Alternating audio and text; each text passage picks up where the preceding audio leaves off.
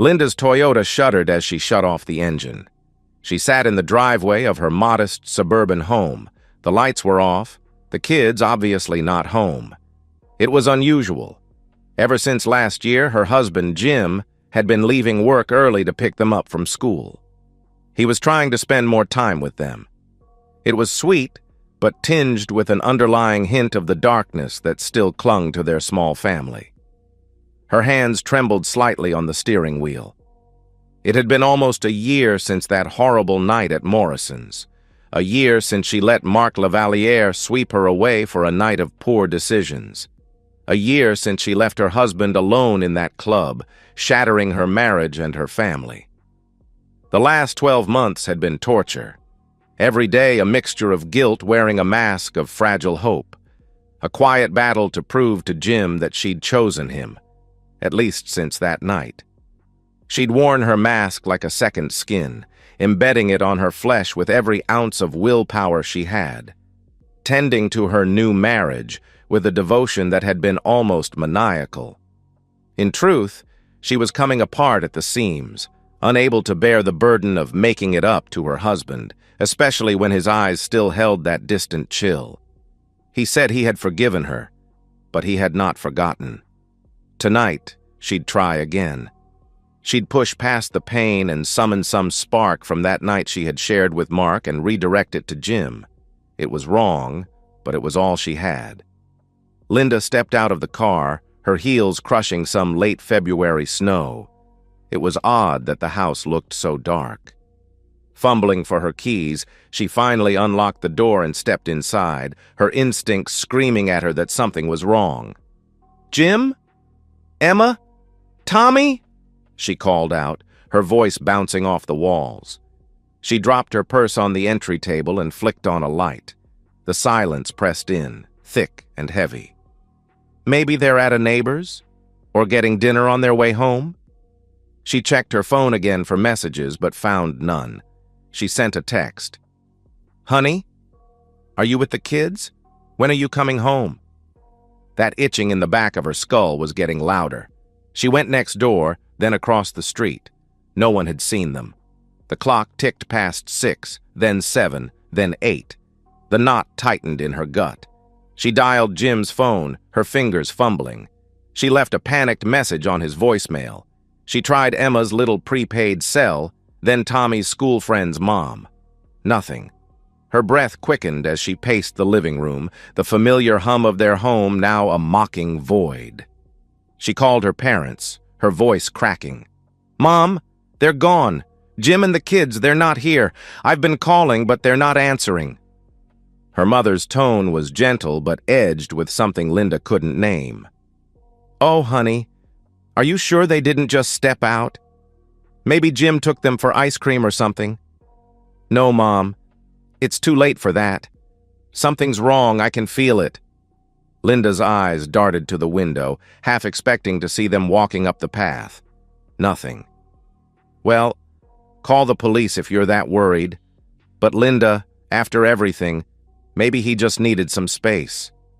Linda hung up. She knew what her mother meant. The night with Mark, the public humiliation, the destruction of Jim's trust in her. Space? After everything? She shook her head, refusing to believe that things were still that bad. Instead, she called Dee, her last tether to sanity. "Dee, they're missing. Jim and the kids, they're gone. I don't know what to do." Dee's pause stretched too long. "Linda, have you watched the news today?" "What? No, why would I?" "My family's missing, Dee," Linda snapped, her voice rising. "Mark's missing too, since yesterday." The horror that Linda had been trying to keep at bay finally overwhelmed her. Her knees buckled and she sank onto the couch, the phone slipping from her hand. The coincidence clawed at her, a sick twist of fate. The itching in the back of her skull was a howl. "God, please no!" She scrambled for the remote, flipping to the local news. It was big news. Mark was a celebrity, a hometown hero, a man who stole other men's wives, and they thanked him for it.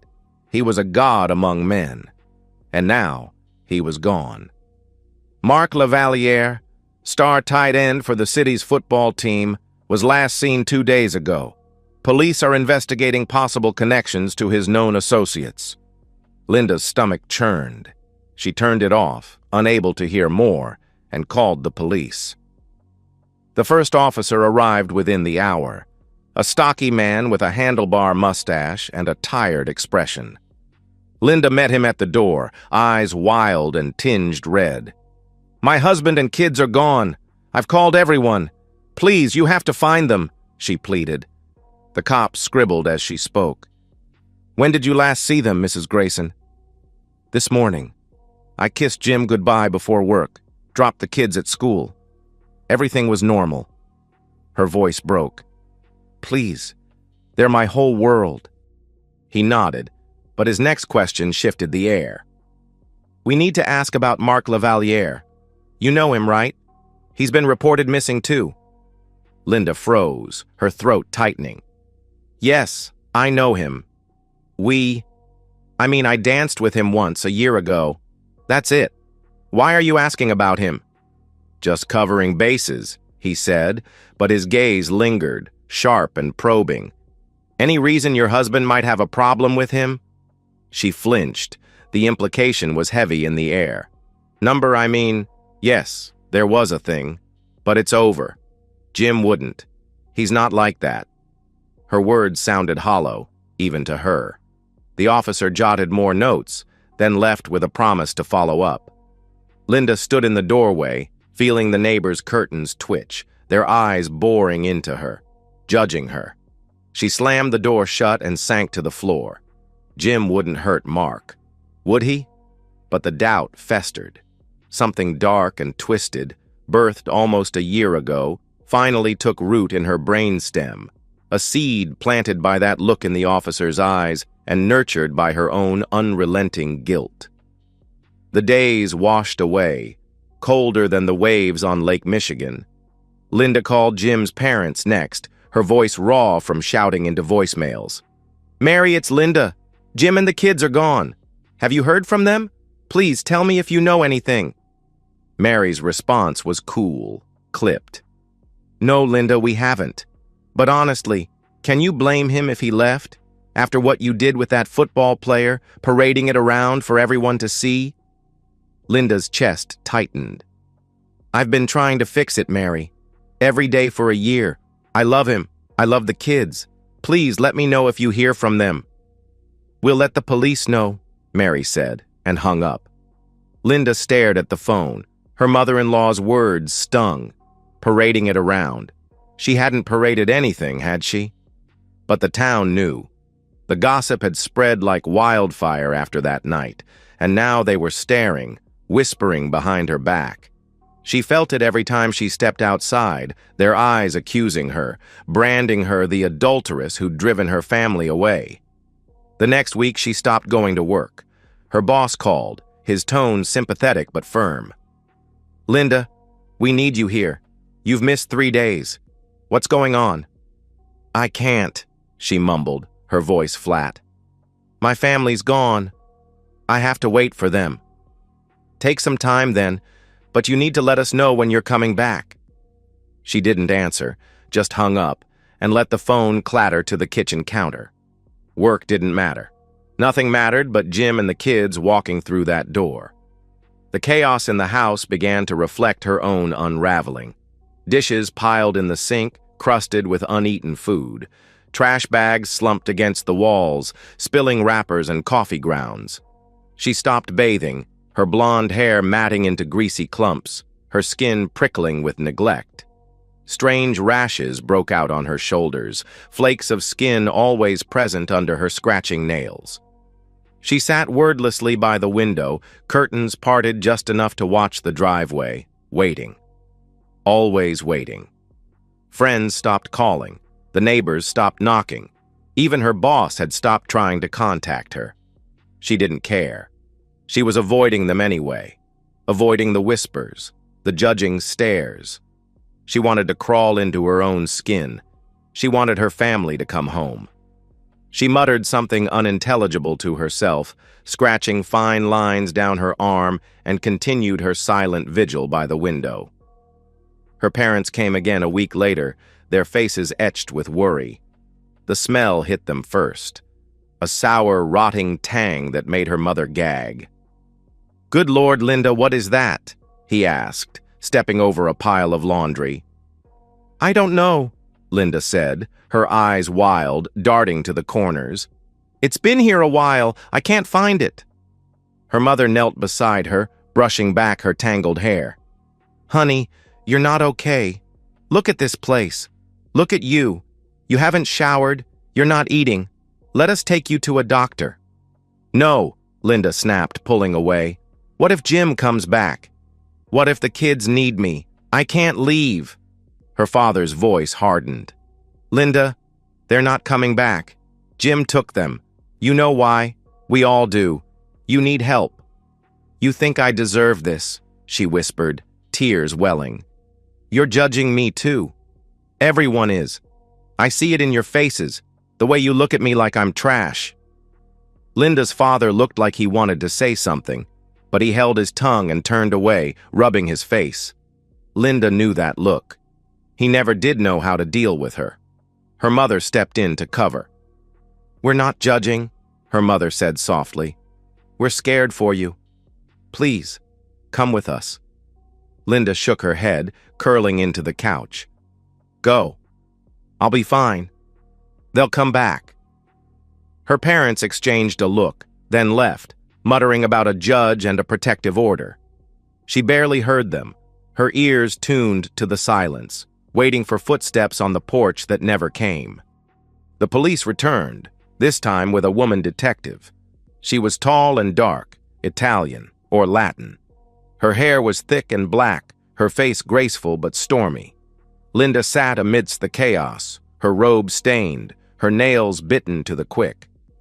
"Mrs. Grayson," the detective began, her nose wrinkling at the stench of Linda's rotting home. "We've confirmed your husband withdrew large sums from your accounts and his 401k. He also maxed out your homeowner line of credit and maxed out all your credit cards." Linda's hands twisted in her lap. "You're wrong. He wouldn't do that. He loves me." The detective's eyes softened, but her tone stayed firm. "Linda," she said, her voice dripping with compassion, "Jim isn't coming back." Linda silently shook her head and picked apart the crumbling tissue in her hand. It was obvious that she still wasn't ready to hear this. The detective sighed and pressed on. "We also need to talk about Mark Lavaliere. His car was found abandoned 10 miles from here. We know the two of you had a relationship. Is there anything you can tell us?" Linda's breath hitched. "We didn't have a relationship. It was just one night." Detective Annabelle Gomez internally sighed. It wasn't a very well-kept secret that Mark Lavaliere made a habit out of seducing married women, and privately she thought that if someone did do something to him, he probably deserved it. But she had a job to do, and right now that job was trying to get this delusional woman to give her something, anything, that might help her crack this case. "Sure, just one night. I hear you. But did you have any contact with him afterwards? Anything your husband wouldn't like?" Linda rubbed her eyes. "He sent me things. I told him to stop. I didn't want him. I chose Jim. Ask Dee. She knows." "We've spoken to Dee," the detective said. "She mentioned an incident at Morrison's, St. Patrick's Day. Mark asked about you. Your husband wasn't thrilled about him, was he?" "Jim hated him," Linda admitted, her voice small. "But he wouldn't hurt him. He's not violent. He's not that kind of man." Detective Gomez leaned forward. "Linda, we're not saying he's violent. We're saying he's gone, and Mark's gone, and there's a connection. People saw you with Mark. They talk. Did Jim ever mention anything? Any plans?" "No," Linda lied, her mind racing. She felt the detective's gaze, heavy with suspicion, joining the chorus of eyes she imagined everywhere. Neighbors, co-workers, strangers on the street.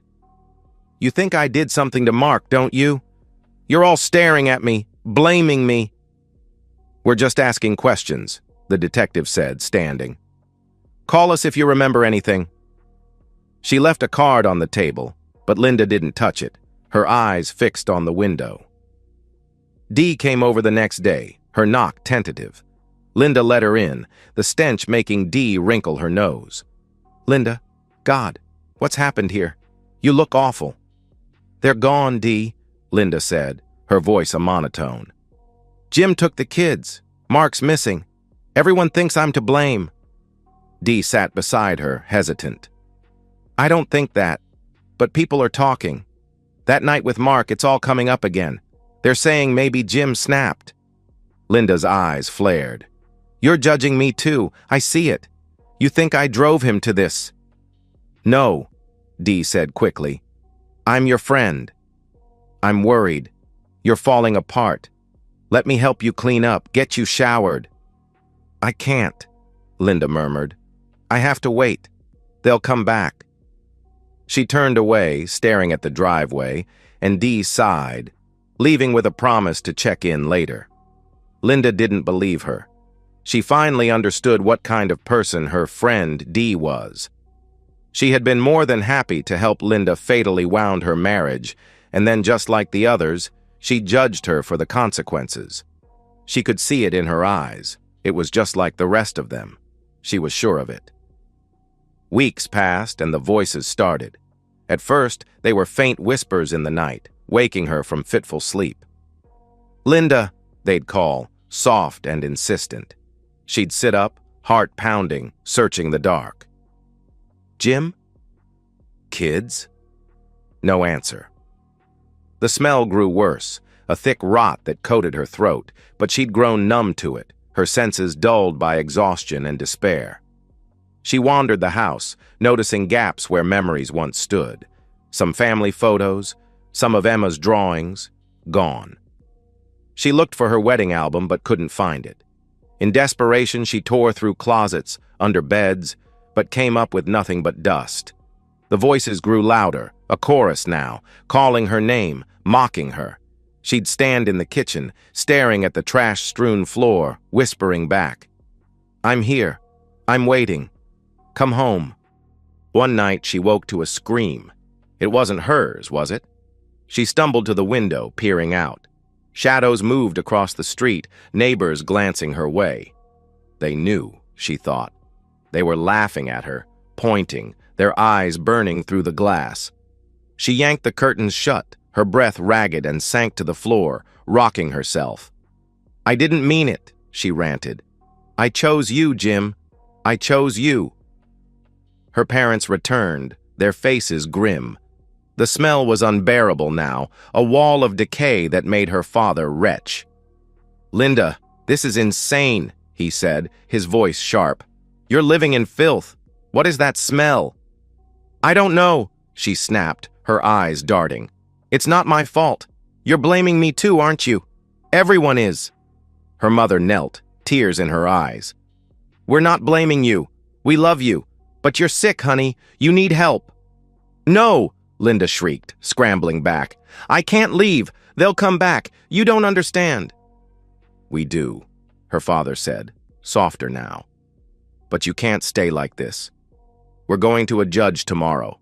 We'll get you help, whether you want it or not." They left, and Linda curled into a ball, the voices swelling around her. "Linda, Linda," they chanted, a relentless tide. She pressed her hands to her ears, sobbing, but they wouldn't stop. She hadn't bathed in weeks, her skin sticky with grime, her clothes stiff with sweat. But she didn't care. She'd wait forever if she had to. The final night, the voices roared, a cacophony pulling her from sleep. "Linda!" they shouted, clear as bells. She staggered up, her legs weak, the air heavy with ruination. Something drew her to the basement, a pull she couldn't resist. She hadn't been down there in months, hadn't thought to look. Her bare feet slapped the cold steps, the smell choking her, but she pressed on, flipping the overhead light. She wanted to scream, but nothing came. The rotted, bulging eyes of her former lover, his mouth covered with layer after layer of duct tape, was lashed to a support beam. He was naked, his form no longer perfect, no longer exuding anything other than rot and decay. Linda saw the pool of blood at his feet, traced it up his legs, and saw evidence of severe mutilation. The room began to spin as the horror and truth crashed in. Jim had done this. He had taken everything, their family, her sanity, and in return he had left her this. The message was clear. "But I chose you! I chose you! I swear I did!" she howled. Police tape fluttered around the house, a grim halo in the dawn light. The forensic crews were just wrapping up, and 2 officers lingered outside, their voices low over coffee cups. "Christ, did you hear how they found him?" the older one said as he lit a cigarette. The younger cop, a rookie and not a sports fan, chuckled. "Yep, severely mutilated. Couldn't have happened to a nicer guy." The older cop shrugged and took a sip of coffee, the steam from his drink mixing with the smoke exhaling from his breath. "I don't get it. A guy like that, famous, loaded to the gills. He could have anyone. An endless supply of models or actresses. Any attractive woman he wanted, and he does this? Targets half the married women in Chicago?" "I hear ya," said the younger cop. "Did you see the wife? Middle-aged, bottle blonde, unremarkable. The man had to be insane, or he had some serious psychological issues going on. Like, what the heck?" They shook their heads and finished their coffee. The entire situation was messed up. Someone had almost immediately talked to the press, and the tabloids were having a field day. It'd probably take some time, but eventually someone would start to wonder about the husband and the missing kids. Were they missing, or would they find more bodies in that house if they looked hard enough? Or perhaps they'd find them in an abandoned car off a rural road, or in a burnt-out building, or washed up on the shores of Lake Michigan. More horrific things had happened, and this seemed to be the kind of tragedy that had no happy ending. Linda lay in a hospital bed, her eyes hollow, fixed on the door. They had tried to use drugs and therapy to stitch her back together, but she waited, always waited, for Jim and the kids. The discovery of Mark's body had put the spotlight on her family tragedy, and soon the entire nation knew the story. The night at Morrison's, the tactless friends who covered for and encouraged her, the long list of other married women who ended up as fodder for what the internet called Mark Lavaliere's sick obsession with targeting married women. She knew it was true. Sure, she had been beautiful, for a nearing middle-aged mother of 2, but Mark was young, handsome, outrageously fit, famous, and rich. He didn't pick her because she was irresistibly beautiful. He picked her because he wanted to ruin her, and she had happily let him. Linda had leapt at the chance to become a more than willing accomplice to her own destruction. All because she wanted to believe that her aging body, changed after bearing 2 children, made her desirable to a man she knew should never want her. Jim's revenge had splashed across screens and papers around the world, and Linda had become a reviled, cautionary tale of a woman. People had sympathy for Jim. They said things like, "I don't agree with what he did, but I can understand why he did it," often with a knowing look or a sheepish smile. Linda, however, was nothing more than an unfaithful wife, a narcissistic woman, a selfish person. The public scorn was palpable and clung to her like rancid filth, in stark contrast to her friends' eager encouragement and excuses. "It's just one night," she had told everyone, but that one night had stretched into an endless nightmare. Far away, under a warm tropical sun, Jim watched his children play with their new puppy in his large walled garden. He heard the patio door open and his girlfriend Maria announcing to the kids that lunch was ready. He took a sip of his Belikin Sprite and sauntered after the children into their rather large home. Maria was sitting at the island kitchen across from the kids and laughing. It was comforting in a quiet, familiar way. "I'm going up to the den for a bit," he said, placing his empty drink down on the counter. "I just need finish up some paperwork and then we can all go to the beach." Tommy, or Jake as he was now known, perked up. "Can we take the boat out, Dad?" "Please?" Jim smiled and said, "You bet sport. Now be good for Maria. I'll be right back." There had been a lot of boat trips, trips to the zoo, presents, new toys, and recently a puppy over the last few months. He knew he was doing the entire Disneyland dad routine with the kids, and eventually it'd have to come to an end, but that'd only be after he'd gotten them settled completely into their new life. Up the stairs and behind the locked door of his library, he logged onto a secret email account through an encrypted proxy and read the latest report from the PI he was still paying. The police were obviously still looking for him. They knew that he had fled the country but weren't certain where. That was good news, and he hoped that his luck would hold out. Linda was still in the hospital. It looked like her mental breakdown might be more serious than anyone initially thought. This gave him a dark sense of satisfaction that even after everything he had done, still surprised him in how pleased it made him feel. Darn that woman. Jim had done a lot of things that he never thought he'd do. Things that had been all but incomprehensible to him before that leap year night in February. Things that still made his skin crawl in the darkest parts of the night. What was it that Churchill said? Even a cornered rat is dangerous? That's what he had been. A cornered rat. A helpless victim, torn between his love for his children and a lifetime of emotional abuse and manipulation. Linda, he had concluded, must be some sort of sociopath to have done what she had to him, so brazenly and so publicly. To make matters worse, she was completely without remorse, saying nonsense like how he loved her so much that it made it okay, or understandable for her to eviscerate and emasculate him. Then, when he read her confession, he understood the depths of her absolute disregard for him. She didn't even have the decency to lie about what a fantastic lover her football star had been.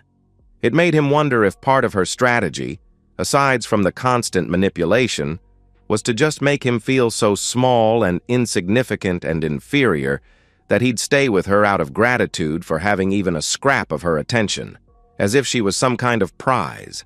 Jim had learned a lot from Linda and their friends. He learned about callousness, about misdirection and lies, about how efficient it was to turn trust into a weapon to destroy people. He learned it well. He nurtured his resentment and choked down his shame as he forgave her as part of LW's emasculating stunt with that woman Ellen. And then he planned. Money was easy. Linda never did the books before or after her betrayal. He simply cashed out investments and moved funds to an overseas account. He tricked Linda into co-signing on a second mortgage for home improvements by preying on her desire to make it up to him. He secured passports and documents for the children and had them altered. He drew down his 401k and sold everything he could get his hands on, leaving Linda broke and him with enough startup capital to begin a new life, with a new name in a new country. He started being more romantic and flirtier with Linda, even taking her back to their bed. It was all part of his own misdirection. He convinced her to send him inappropriate photos while he was at work, and she was all too eager to comply. He had long ago copied Mark's cell phone number out of Linda's phone, and with a burner and some pictures he lured Mark to his fate. "Use this number. I don't want my husband to know you're seeing me." The violence had been liberating in ways that Jim had never imagined. The look on Lavaliere's smug face as he approached his restrained body with the almost comically large garden shears was priceless. Was he a monster for killing Mark? For ruining Linda?